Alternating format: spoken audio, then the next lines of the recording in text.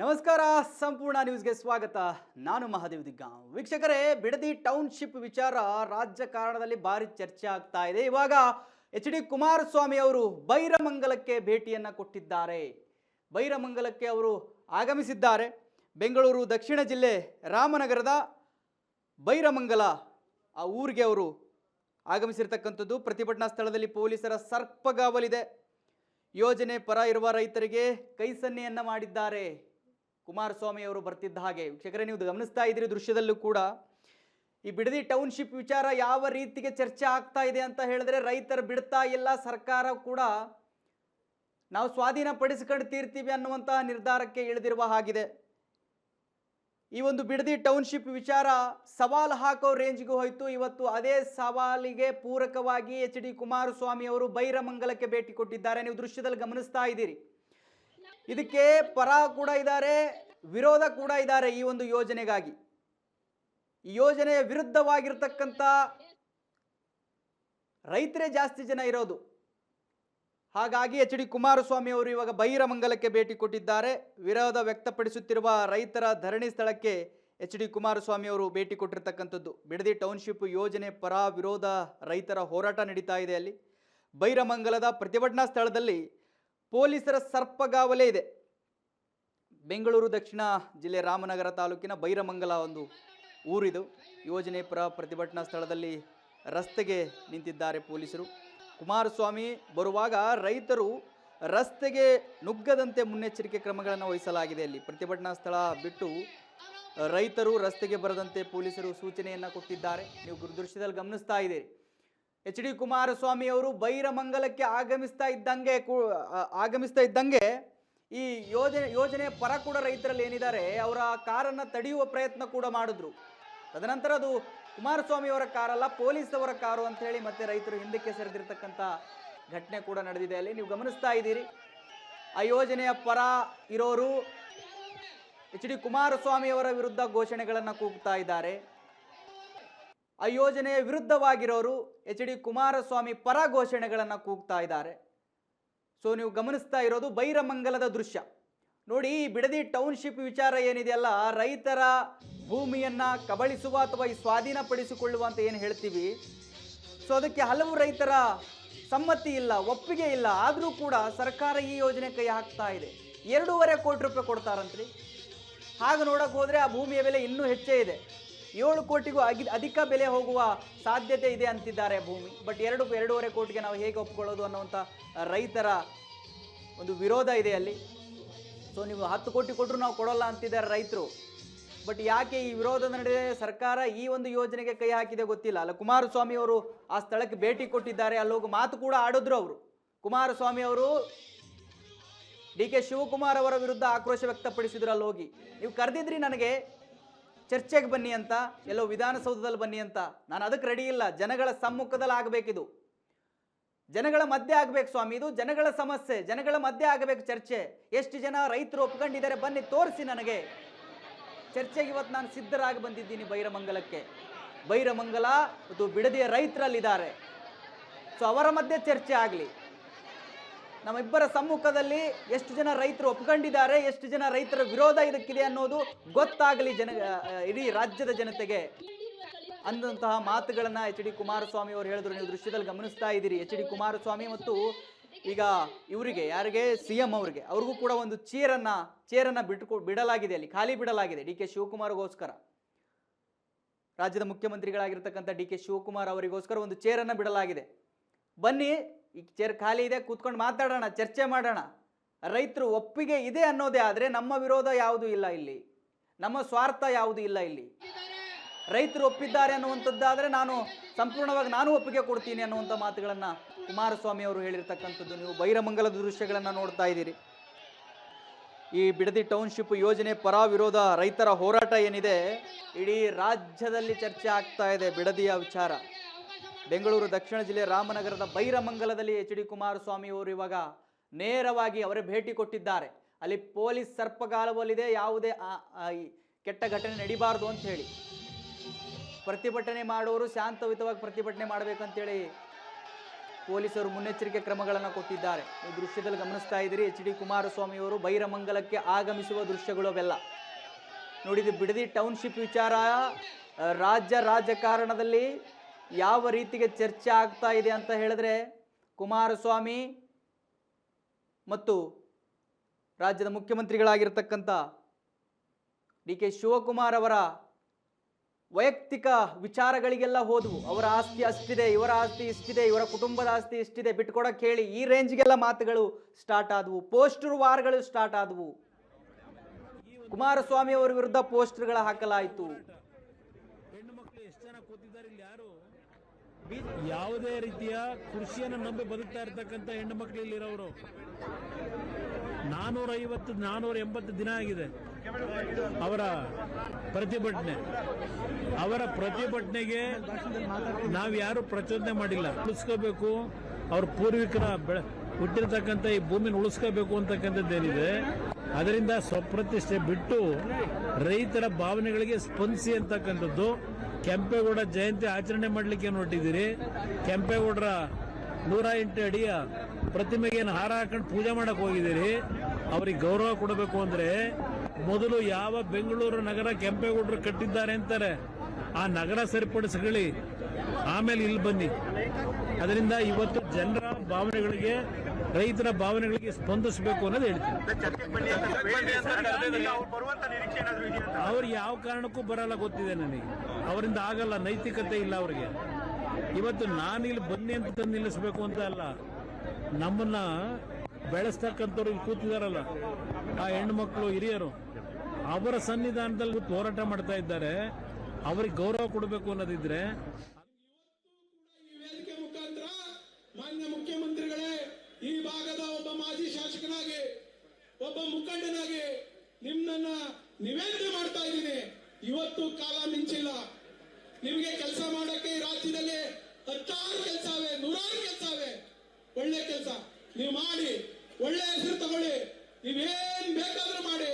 ಆದ್ರೆ ಈ ಕೆಟ್ಟ ಕೆಲಸಕ್ಕೆ ಇವತ್ತೇ ನೀವು ಫುಲ್ ಸ್ಟಾಪ್ ಆಗಿ ಇವತ್ತೇ ಬಿಟ್ರೆ ನೀವು ಈ ರಾಜ್ಯಕ್ಕೆ ಒಳ್ಳೆ ಮುಖ್ಯಮಂತ್ರಿಗಳಾಗ್ತೀರಿ. ಇಲ್ಲ ಅಂದ್ರೆ ಇಡೀ ಶಾಪ ನಿಮ್ ಸರ್ಕಾರಕ್ಕೆ, ನಿಮ್ಮೆಲ್ಲ ಪರಿವಾರಕ್ಕೆ ಈ ರೈತರ ಶಾಪ ತಟ್ಟದೆ ಬಿಡಲ್ಲ ಅನ್ನುವಂತ ಮಾತನ್ನ ಹೇಳಿ, ಈಗ ಬೇರೆ ನಮ್ಮ ಯಾರಾದ್ರೂ ಮಾತನಾಡೋಗಿದ್ರೆ ನಮ್ಮ ರೈತ ಮುಖಂಡರು, ಕೇವಲ ಕುಮಾರಣ್ಣವ್ರು ಮಾತಾಡಕ್ ಮುಂಚೆ ನಾವು ಸಮಯ ಕಾಯ್ತೀವಿ ಅಂತ ಹೇಳಿದ್ವಿ. ನಾನು ಇನ್ನೊಂದು ಮಾತು ಹೇಳ್ತೀನಿ, ಮುಖ್ಯಮಂತ್ರಿಗಳೇ, ನೀವು ಬರ್ಲಿಕ್ಕೆ ನಿಮ್ಗೆ ಆಗ್ಲಿಲ್ಲ ಅಂದ್ರೆ, ನಿಮ್ ಶಾಸಕರು ಬರ್ಲಿಕ್ಕೆ ಆಗ್ಲಿಲ್ಲ ಅಂದ್ರೆ ನಿಮ್ GBD ಅವರು ಬಂದು ಕೇಳಿ ನಾವ್ ಏನ್ ಯೋಜನೆ ಮಾಡ್ತಾ ಇದೀವಿ, ಎಷ್ಟು ಜನ ರೈತರು ಒಪ್ಪಿಗೆ ಕೊಟ್ಟವ್ರೆ ಅಂತ 80% ಅಂತ ಹೇಳ್ತೀರಲ್ಲ, ಅವ್ರ ಹೆಸರು, ಸರ್ವೆ ನಂಬರು, ಯಾವ ಊರಿನವರು ಅಷ್ಟು ಅನೌನ್ಸ್ ಮಾಡ್ಬಿಡ್ಲಿ ಈ ವೇದಿಕೆಯಲ್ಲಿ. ಅವ್ರು ಅನೌನ್ಸ್ ಮಾಡ್ಬಿಟ್ರೆ ನಾವು ಅವ್ರ ಕೈ ಮುಗಿದ್ಬಿಡ್ತೀವಿ, ಶರಣರಾಗ್ಬಿಡ್ತೀವಿ. ಅವ್ರಿಗೆ ಕಳಿಸಿ ನಿಮ್ಮ GBD ಅವ್ರನ್ನ. ಪಾಪ GBD ಅಧ್ಯಕ್ಷರು ಬರಕ್ ರೆಡಿ ಇಲ್ಲ. GBD ಅವ್ರ ಪಾಪ ಬರ್ಲಿ, ನಮ್ಗೆ ಏನು ತೊಂದರೆ ಇಲ್ಲ. ಇಷ್ಟನ್ನ ಹೇಳಿ ಬರುವ. ನಮ್ಮ ರೈತ ಹೆಣ್ಮಗಳು ಏನೋ ಮಾತಾಡ್ತೀನಿ ಅಂತಿದ್ದಾರೆ, 1-2 ನಿಮಿಷ ಮಾತಾಡ್ತಾರೆ. ದಯಮಾಡಿ ತಾವೆಲ್ಲ ಸಹಕಾರವನ್ನ ನೀಡಿ.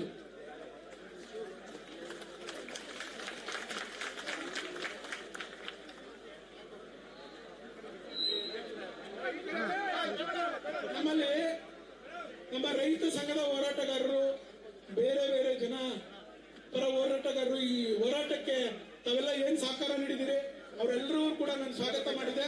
ತಾವು ಯಾರಾದ್ರೂ ಇದ್ರೆ ದಯಮಾಡಿ ವೇದಿಕೆಗೆ ಬರಬೇಕು ಅಂತ ಹೇಳಿ ವಿನಂತಿ ಮಾಡ್ತೀನಿ. ಬರೋಣ.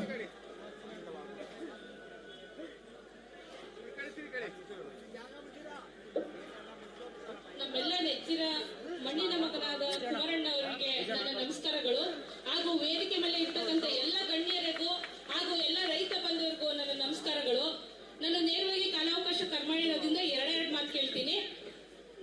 ಶಾಸಕರಾದ ನಮ್ಮ ಬಾಲಕೃಷ್ಣಣ್ಣವರು ಒಂದು ಸ್ಟೇಟ್ಮೆಂಟ್ ಕೊಟ್ಟಿದ್ರು.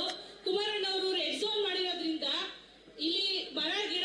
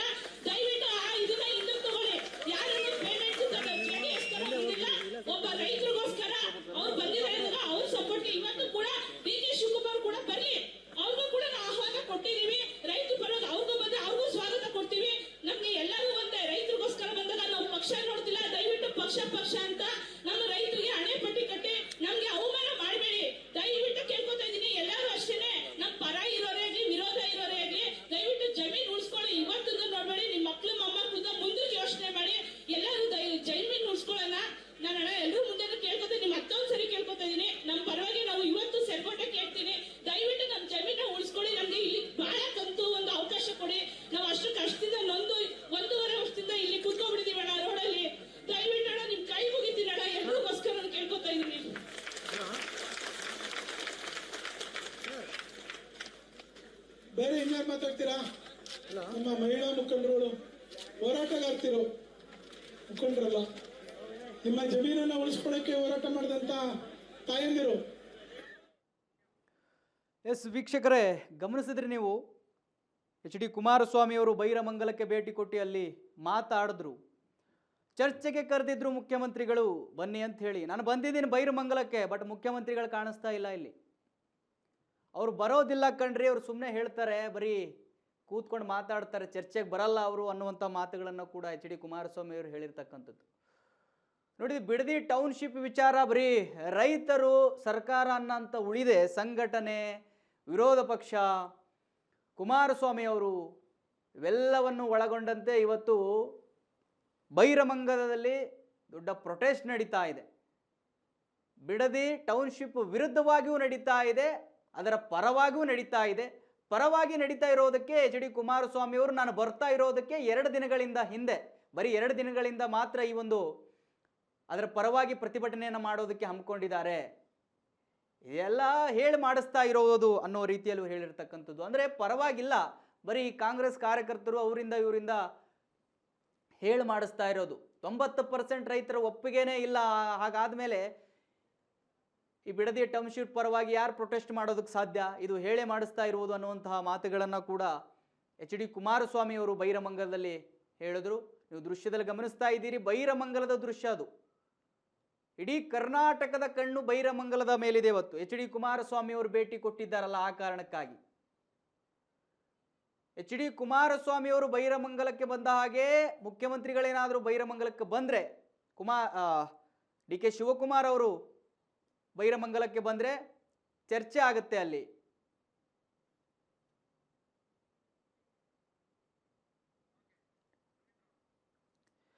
ಎಸ್, ಬೈರಮಂಗಲ ಇವಾಗ ಏನಿದೆ, ಎಚ್ ಡಿ ಕುಮಾರಸ್ವಾಮಿ ಅವರು ಭೇಟಿ ಕೊಟ್ಟದ ಪೂರಕವಾಗಿ ಅಲ್ಲಿ ಪ್ರೊಟೆಸ್ಟ್ಗಳು ನಡೀತಾ ಇದ್ದಾವೆ, ಅವರು ಬರ್ತಾ ಇದ್ದಾರೆ ಅಂತ ಹೇಳಿ.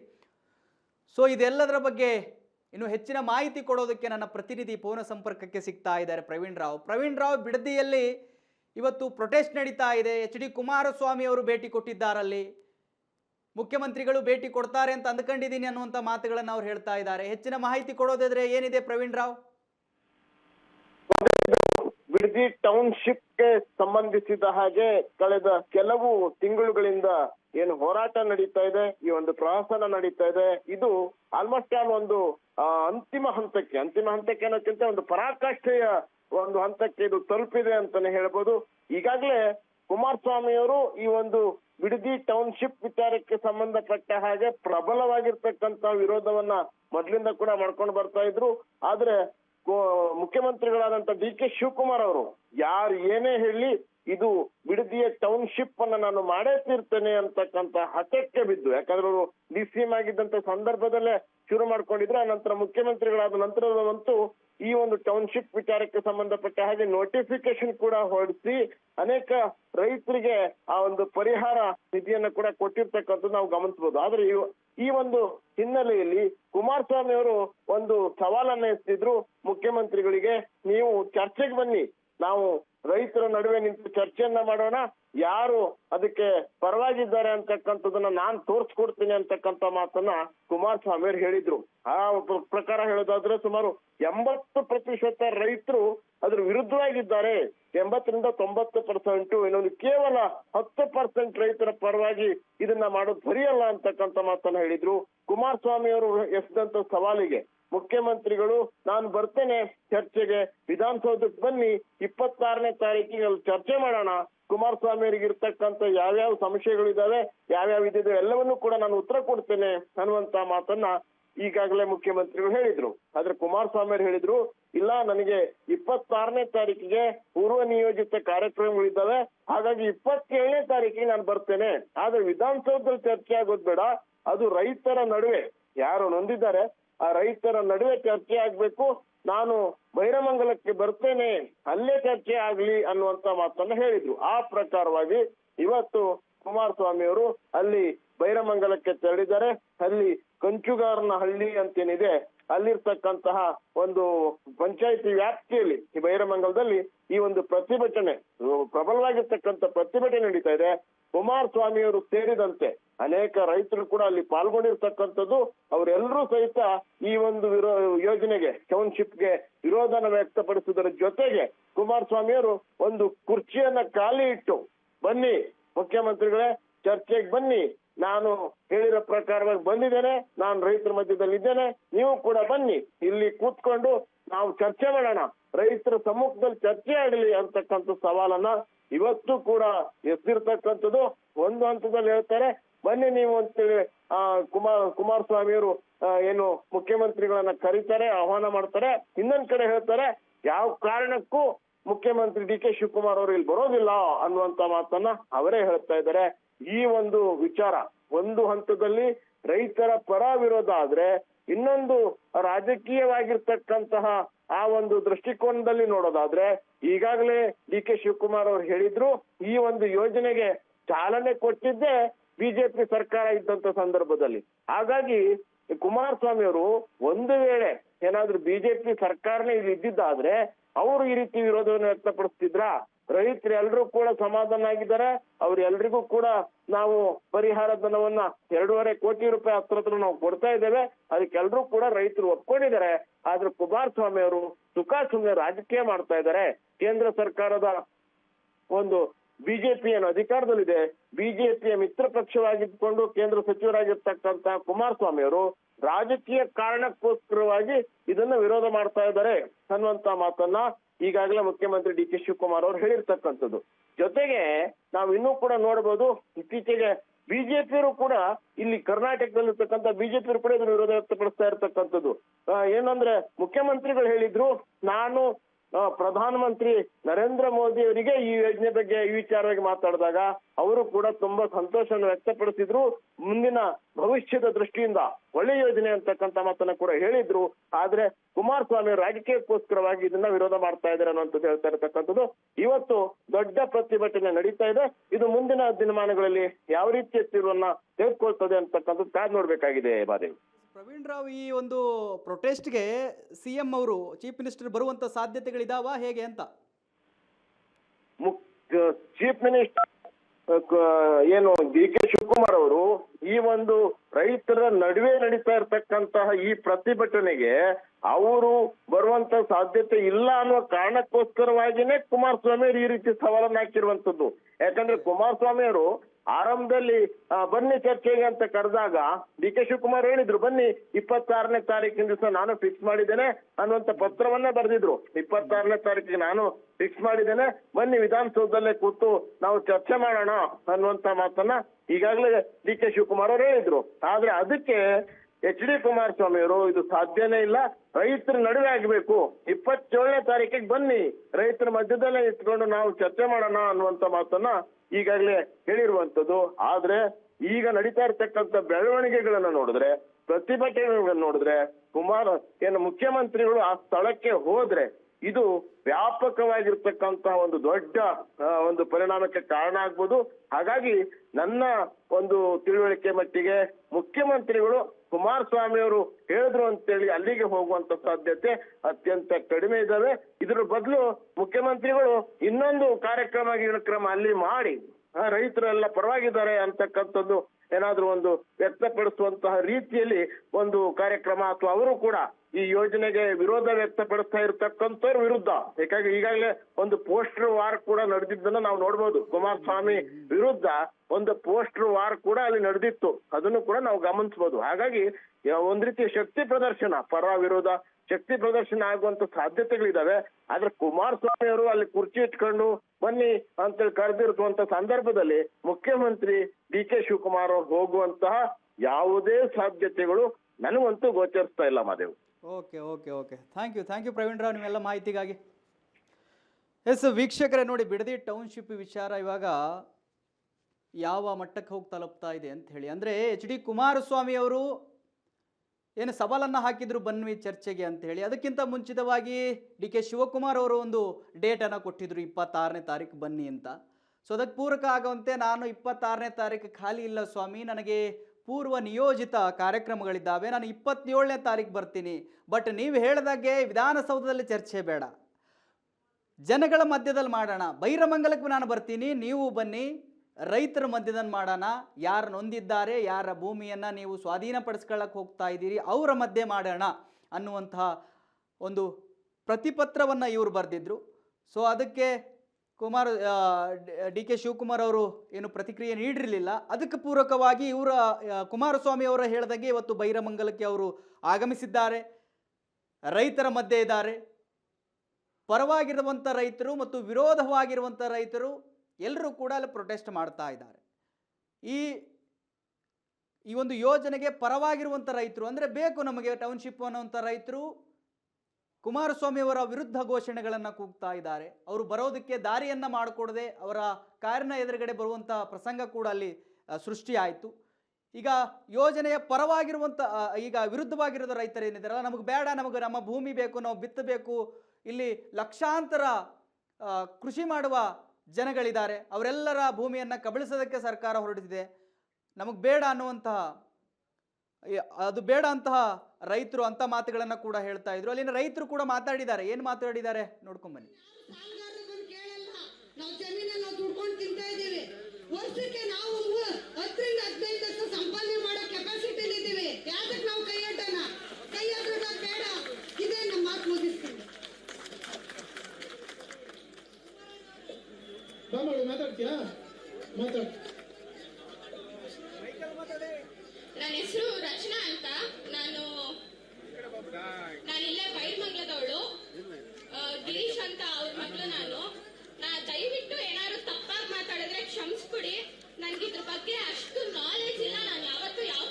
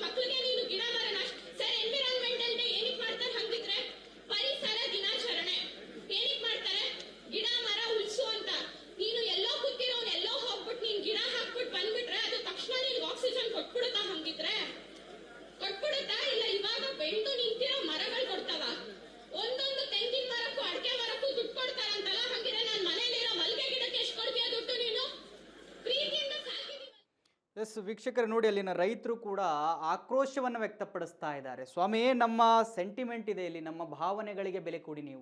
ನೀವು ದುಡ್ಡು ಕೊಟ್ಟರೆ ನಮ್ಮ ಭೂಮಿಯನ್ನು ಕೊಡೋದಕ್ಕೆ ನಾವು ಒಪ್ಪೋದಿಲ್ಲ. ನಮ್ಮ ಅಜ್ಜಿ ತಾತ ಪೂರ್ವಜರು ಬಾಳಿದಂಥ ಊರುಗಳು, ಅಲ್ಲಿ ನಮ್ಮ ಹೊಲಗಳಲ್ಲಿ ಗದ್ದೆಗಳಲ್ಲಿ ಆ ಬಿತ್ತನೆ ಮಾಡಿ ನಮ್ಮ ಪೂರ್ವಜರ ಕೆಲಸ ಮಾಡಿರ್ತಕ್ಕಂಥ ಸ್ಥಳಗಳಿವು. ಅವನ್ನು ಬಿಟ್ಟು ಕಡೋದಕ್ಕೆ ನಾವು ಸಾಧ್ಯ ಇಲ್ಲ ಅನ್ನುವಂಥ ಮಾತುಗಳನ್ನು ಕೂಡ ಅಲ್ಲಿ ರೈತರು ಆಡ್ತಾ ಇದ್ರು.